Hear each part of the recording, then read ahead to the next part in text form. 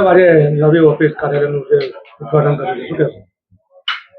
આજે નવી ઓફિસનું અહીંયા કન્ટેનર ઓફિસની અંદર બનાવી છે ઓફિસ, અને એનું આજે કાર્યાલયનું ઓપનિંગ કરવામાં આવ્યું છે.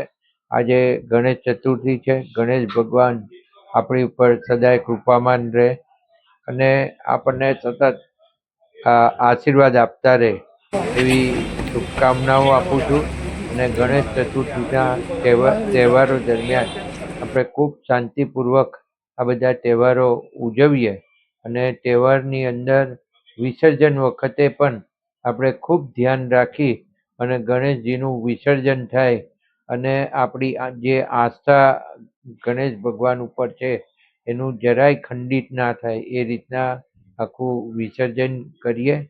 અને સાથે સાથે આ નડિયાદની ઓફિસ મેં જે શરૂ કરી છે એ લોકોની સેવા માટે વધુ સારી રીતે બધા બેસી શકે, એક સાથે બેસી શકે, 20-25 જણ એક સાથે બંને ઓફિસની અંદર બેસી શકે એવી વ્યવસ્થા કરવામાં આવી છે.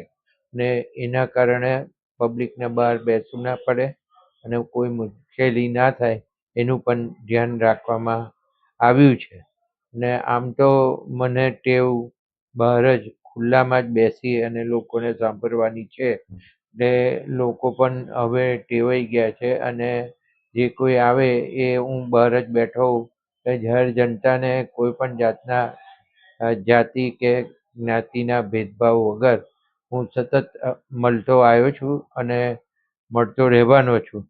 હું અવેલેબલ હોઉં એટલે લગભગ બહાર હિંચકા ઉપર જ બેઠો હોઉં છું. એ પ્રમાણે મારી ઓફિસ જે કાર્યરત કરી છે એ લોકોની સુવિધા માટે મેં કરી છે.